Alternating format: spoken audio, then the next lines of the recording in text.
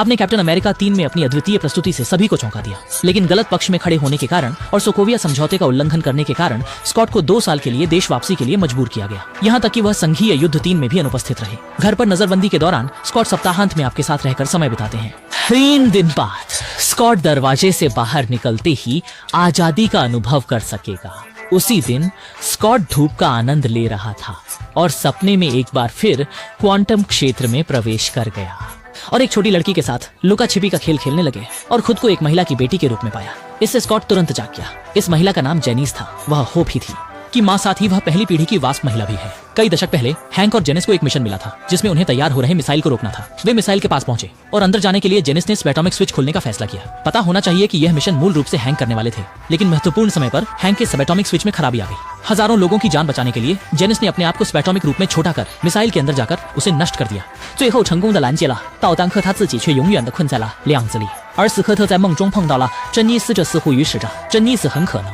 तुरंत बाद स्कॉट ने जल्दी से मोबाइल निकालकर संपर्क में रहे हंट को फोन किया। हालांकि स्कॉट रात का खाना खाते समय उसे किसी रहस्यमय चीज ने काट लिया।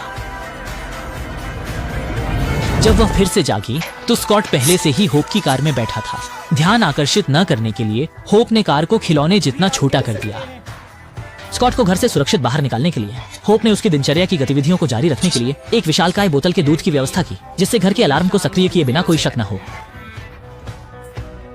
जल्दी ही दोनों एक इमारत के बाहर पहुंचे। यहाँ हांक का प्रयोगशाला था। प्रयोगशाला में प्रवेश करने के बाद स्कॉट ने कई विशाल चींटियों को काम करते हुए देखा।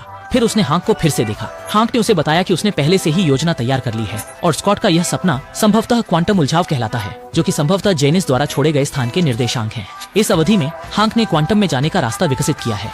इसके बाद छोटे करने वाला बटन दबाया और फिर बड़ा वैन बदला और उसे बड़ा कर दिया। दूर से स्कॉट डर के मारे इमारत के अंदर रहने की योजना बना रहा था, लेकिन अगले ही पल हैंक ने इमारत को तुरंत छोटा कर दिया। इस पूरी प्रक्रिया के दौरान स्कॉट हैरान रह गया। जल्द ही होप ने तकनीकी व्यापारी सन्नी को ढूंढ लिया और उससे उसके पास मौजूद स्टेबलाइजर खरीदने का प्रस्ताव रखा। लेकिन सन्नी ने होप की पहचान ली और संघीय एजेंसी से पता चला कि उसका पिता हैंक है। इसलिए जब उसने हैंक की क्वांटम तकनीक में निवेश करने की बात की, होप ने कहा कि फिलहाल और भी जरूरी चीजें करनी है। फिर उसने सन्नी को मना कर दिया। यह नहीं सोचा था कि सन्नी ने सीधे होप के धन को मुआवजे के तौर पर हड़प लिया। इस समय होप चुपचाप घूमकर चला गया। जब वे सोच रहे थे कि थोड़ा लाभ कमा सकते हैं, तभी होप ने वॉर सूट पहनकर उनमें से एक को लात मार दिया। इसके बाद एक के बाद एक प्रहार से दोनों को आसानी से गिरा दिया।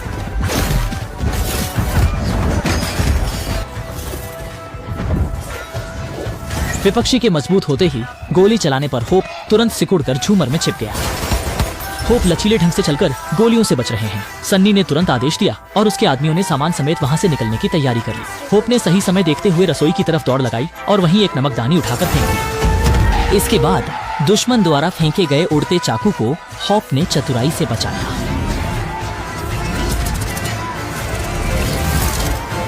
होप ने कुशलतापूर्वक आकार बदलकर सभी दुश्मनों को आसानी से गिरा दिया। अंत में उसने स्टेबलाइजर और धन लेकर सफलतापूर्वक सन्नी के साथ इस सौदे को पूरा किया।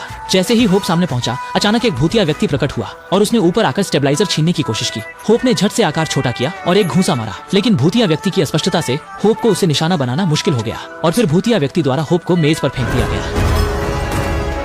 इस समय गाड़ी में बैठे स्कॉट मदद करना चाहते थे, लेकिन हंटर ने उन्हें रोक दिया। फिर उसने एक अधूरी तैयार की हुई युद्ध उपकरण निकाली।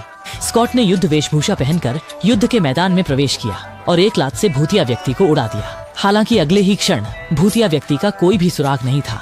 यू लिंग व्यक्ति पहले ही लैब छीन चुका था। लैब की स्थिति का पुनः पता लगाने के लिए तीनों ने हांक के साथ काम करने वाले एक पुराने सहकर्मी को खोजा। बिल ने मदद की। बिल ने तीनों को बताया कि शुरुआती महिला की युद्ध पोशाक से प्रयोगशाला का स्थान पाया जा सकता है। सौभाग्य से स्कॉट ने शुरुआती युद्ध पोशाक को नष्ट नहीं किया। उसने पोशाक को छोटा कर बेटी की ट्रॉफी में छिपा दिया, लेकिन ट्रॉफी बेटी स्कूल ले गई। जल्दी ही ये लोग वास्प के साथ स्कूल पहुंचे, लेकिन यह अधूरी पोशाक बार बार खराब हो रही थी।